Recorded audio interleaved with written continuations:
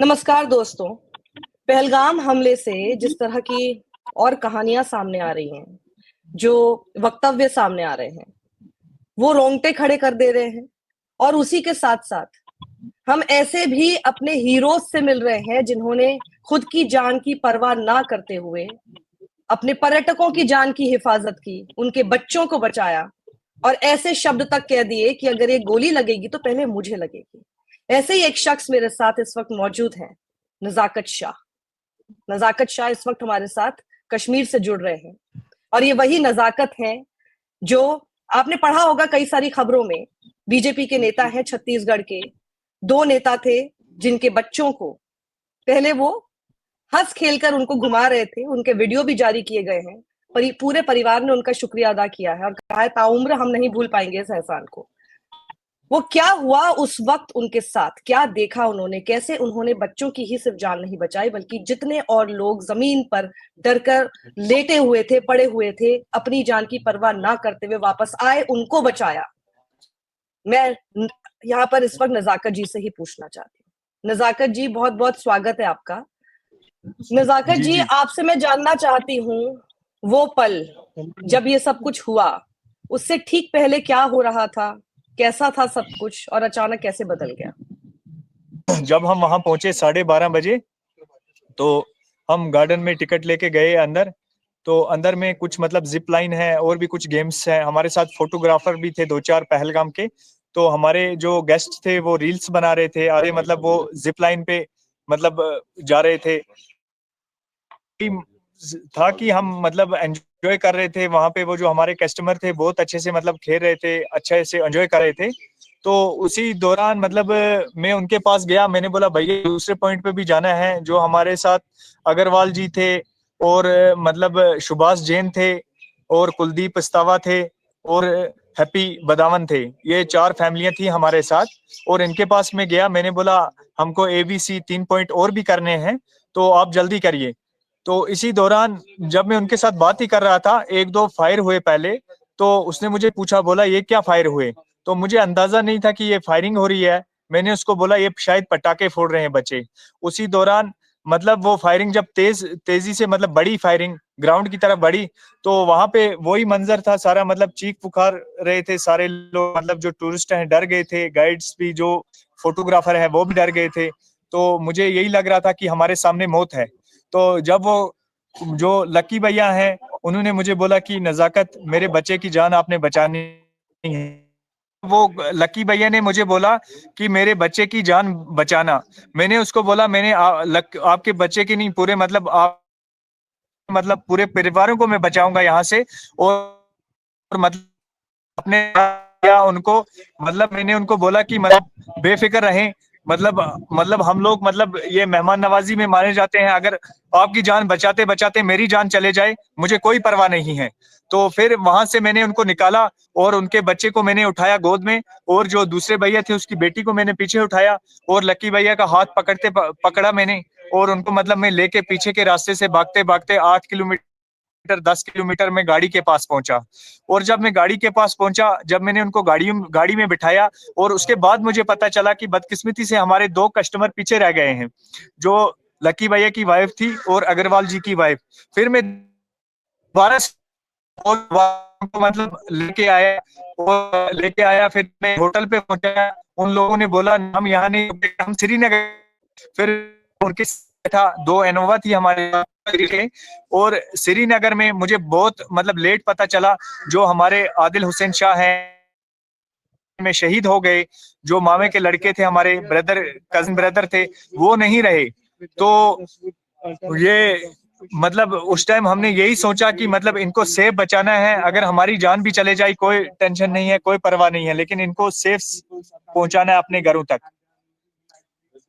जी, पूरी आपकी जो ये बात मैंने सुनी, उससे पहले जब पहलगाम का ये हमला हुआ, उससे पहले का एक वीडियो जो है, उस बच्चे की मदर ने, पूर्वा जी ने, अपने फेसबुक पेज पर पोस्ट जी किया है, जिसमें वो बच्चा आपको एकदम बोलता है नजाकत, और आप एकदम हंसते हुए उसके जी पास जी। जाते हैं और पीछे से जो उनके पिता है वो कहते हैं नहीं बेटा, नजाकत चाचा। तो आप जी जी जी बेसिकली बच्चे के चाचा बन चुके थे। वो जो चाचा उसने बोला, क्या बिल्कुल। वो भी एक आपके साथ जहन में घूम रहा था कि अभी तो थोड़ी देर पहले, 5 मिनट पहले उस बच्चे ने चाचा बोला है मुझे? मतलब चाचा बोला, मतलब वो, मतलब मैं उधर विंटर में मतलब जाता हूँ शॉल के काम पे, तो मतलब उनके घर में मैं हकनमक हुआ हूँ, मतलब वो मतलब पहले से हमारे पहचान वाले थे। लेकिन हमने ये सोचा कि मतलब अगर हमारी जान चले जाए, ये बच्चा सेफ और इसके घर वाले सेफ पहुंचने चाहिए। तो मैं आपकी चैनल की वसादत से मतलब हर किसी को यही बोलता हूँ कि भाईचारा जिंदा है। मतलब जो लोग गलत फैला रहे हैं हिंदू मुस्लिम, वैसा कुछ नहीं है, हम भाई हैं। अगर मतलब उनको बचाते बचाते मेरी जान भी चले जाती तो कोई परवाह नहीं था, मेरे को कोई टेंशन नहीं था। मेरी भी 2 बेटियां हैं, लेकिन मैंने मतलब उनके बारे में एक बार भी नहीं सोचा। मैंने उन्हीं के बारे में सोचा, टूरिस्ट के बारे में, कि उनको बचाना है, किसी तरीके से भी यहाँ से निकालना है। कितनी बड़ी हैं आपकी बेटियां? जी, एक मेरी बेटी ये 6 साल की है, एक 4 साल की है मैम। बहुत छोटी हैं। तो जब ये सब कुछ हुआ, और आप खुद ही बता रहे हैं कि जी आप ही की जो कज़न आपके मामा के बेटे के साथ जो हुआ, वो सबको पता ही है। तो जी वो जी। भी बच्चियाँ डर गई होंगी। उन्होंने भी आपको बहुत फ़ोन किए होंगे। वो जी मतलब जब बैसरन में ये फायरिंग हुई, जब दहशत का माहौल हुआ, तो मैंने फोन निकाला। बदकिस्मती से वहां नेटवर्क नहीं थे मैम, तो फिर मैंने फोन वापस रखा। जब ये खबर फैली तो मेरे घर वाले, मेरी मम्मी, मेरा पापा, सारे लोग पहलगाम पहुंचे। जब उन्होंने मतलब हमको देखा, तो फिर वो मतलब उन्हीं टूरिस्टों के साथ अनंतनाग तक गए, क्योंकि वो बहुत डर गए थे। तो मेरे पापा ने, मेरी मम्मी ने उनको बोला कि आपको कोई टेंशन नहीं है, अगर आपको बचाते बचाते हमारा बेटा भी चले जाता तो कोई परवाह नहीं था। बहुत बड़ी बात है।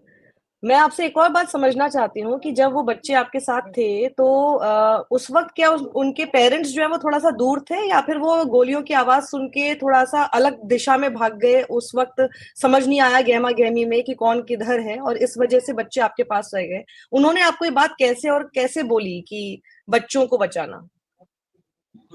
जी मैम, जब मतलब ये पहले 1-2 फायर हुए तो मतलब वो उस टाइम मंजर मतलब उतना डरावना नहीं था। जब फायरिंग बढ़ी तो चीख पुकार हुई। मतलब ये है कि जब चीख पुकार हुई तो मतलब उसमें जो मेरे कस्टमर हैं वो मतलब डर गए।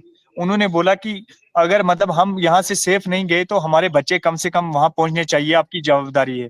तो फिर मैंने उनको वापस में बोला कि अगर मेरी जान चले जाए इस फायरिंग के दौरान, मैं मर भी जाऊंगा लेकिन मुझे टेंशन नहीं है, आप बिल्कुल सेफ पहुंचेंगे। ये मैंने उनको मतलब वहां पे एक वादा किया, एक श्योरिटी दिलाई वहां पे। जी, तो नज़ाकत जी, और आपने वो करके भी दिखाया। और अच्छी बात ये है, खुशी की खबर इस पूरे उसमें ये है कि पूरा परिवार सही सलामत है, क्योंकि बच्चों के पेरेंट्स को भी कुछ नहीं होना चाहिए था, क्योंकि हम सबको पता है कि अगर बच्चों के सिर से उनके माता-पिता का साया चला जाए तो वो भी बहुत खराब होता है। वहीं पर ये सब कुछ जो हुआ, अब आप क्या समझते हैं कि इससे कश्मीर का कितना नुकसान होगा? आप लोगों का और कितना नुकसान आने वाले समय में होने वाला है? और ये जिस तरह की अब नफ़रत की आग इस वक़्त फैल गई है, हिंदू-मुसलमान का इसको पूरा मुद्दा बना दिया गया है। क्या ये सब कुछ किसी के भी ज़हन में उस वक़्त था? हो ही नहीं सकता। ना ही उनके था जिनके बच्चे आपके साथ आपको चाचा बोलकर खेल रहे थे, ना ही आपके मन में था जब आप अपनी जान की परवाह किए बगैर उनको बचा रहे थे। क्या कहेंगे ऐसे लोगों को? जी, ऐसे लोगों को मैं यही कहूंगा, आपकी ये गलत फहमी में है। वैसा कुछ नहीं था। मतलब हम मतलब सारे मतलब वहां पे जितने भी घोड़े वाले थे या कुछ भी था, मतलब वो इसी में लगे थे कि हमारे टूरिस्ट सेफ जाएं। वहां पे ऐसा कुछ नहीं था, हिंदू मुस्लिम वाला कोई मंजर नहीं था। लेकिन कि मतलब वो लोग आए, टूरिस्ट आए, हम उनके भाई यहाँ पे खड़े हैं। शुक्रिया नज़ाकत जी हमारे साथ जुड़ने के लिए। थोड़ा-सा आवाज़ में थोड़ा-सा प्रॉब्लम आ रही है, तो इसलिए बहुत ज़्यादा देर मैं आपसे बात ही नहीं कर पा रही हूँ, क्योंकि शायद आपको भी नहीं सुनाई दे रही है बहुत सारी मेरी आवाज़, थोड़ा इंटरनेट का प्रॉब्लम है। थैंक यू सो मच नज़ाकत जी, जी और हम बिल्कुल, बिल्कुल कट-कट के दुआ आ रही है करेंगे, आवाज। हम ईश्वर से दुआ करते हैं कि आपकी हमेशा परिवार को बरकत दे, आप लोग हमेशा हिफ़ाज़त से रहें। जो आप लोगों ने इतना अच्छा काम किया, स्पेशली आपने उस वक़्त किया, उसका पुण्य आपको जीवन भर मिलता रहे। शुक्रिया। थैंक यू, शुक्रिया मैम। जी। तो आपने देखा हमारे साथ नज़ाकत शाह थे। नज़ाकत शाह वही शख्स हैं जिनके बारे में आपने ये पढ़ा होगा कि उन्हीं के कज़न, मामा के बेटे आदिल शाह, जिनकी भी इस पहलगाम हमले में मौत हुई, वो उस वक्त हथियार छीनने लगे, खुद की जान की परवाह वो नहीं कर रहे थे, और उसका अंजाम उनके साथ क्या हुआ वो आपने देखा। और इसी से आप अंदाजा लगा सकते हैं कि नजाकत शाह भी, जो अपनी जान की परवाह नहीं कर रहे थे, उनका भी क्या अंजाम हो सकता था, ये समझा जा सकता है। जो लोग बचे वो एक बहुत बड़े ट्रॉमा में रहेंगे, जीवन भर ट्रॉमा में रहेंगे। जिन्होंने अपनों को खोया, वो नुकसान कभी भी नहीं भरा जा सकता, वो हमेशा उनको हॉन्ट भी करेगा। जिन्होंने अपनी आंखों के सामने किसी अपने को इस तरह से गोली लगते हुए देखा है आतंकवादियों के हाथ, ब्रूटली। कुछ लोगों का कहना है कि उनसे धर्म पूछा जा रहा था, नाम पूछे जा रहे थे, कलमा पढ़ने को कहा जा रहा था। ये सब कुछ इस तरह से नफरत की आग में आतंकियों ने जो अंजाम दिया है, ये बेहद ही, इसकी निंदा जितनी की जाए उतनी कम है। और वहीं साथ में वो सभी टूरिस्ट जो किसी दूसरे राज्य से यहाँ पर आते हैं, कश्मीर को एक तरह से आप कह सकते हैं कि फलना फूलना उसका उस पर्यटन के नाम पर लिखा हुआ है। इन सबकी रोजी रोटी है। वहां पर अगर पर्यटक नहीं जाएंगे, कश्मीर नहीं चल पाएगा। और कश्मीर कैसे चल रहा है, कश्मीर आबाद कैसे हो रहा है, कश्मीर में पर्यटन कैसे हो सकता है, लोग इतनी आसानी से खुशी खुशी इस खूबसूरत जमीन पर कैसे आ सकते हैं, वो भी भारतीय। ये नहीं जिससे बर्दाश्त हुआ, उसने अपने नापाक मंसूबों को कामयाब किया। लेकिन अब हमें उसके षड्यंत्र को आगे कामयाब होने नहीं देना है। 26 लोगों को उसने मारा ताकि हम अपने देश के और भी ज्यादा लोगों को इस नफरत की आग में चलकर मार दें। ये कहानी नजाकत शाह की हो या आदिल शाह की हो, और ऐसे तमाम जितने वो सब लोग जिन्होंने मदद की या जो आज भी आंसू बहा रहे हैं, उन सब लोगों के लिए, बिना धर्म देखे कि कितना बुरा हुआ उनके साथ, नहीं होना चाहिए, किसी का परिवार उजड़ गया, उन सब लोगों का आप साथ दीजिए। एक भारत एक मुट्ठी बनकर हमारे भारत को कभी कोई नुकसान नहीं पहुंचा पाएगा अगर हम एक रहेंगे। इस बारे में आगे भी मैं आपको और खबरें कश्मीर से एक्सक्लूसिव आपके पास जानकारियां पहुंचाती रहूंगी, वीडियोस, इंटरव्यूज, ताकि आपको असल वहां की सूरत पता चल सके। सत्यमेव जयते।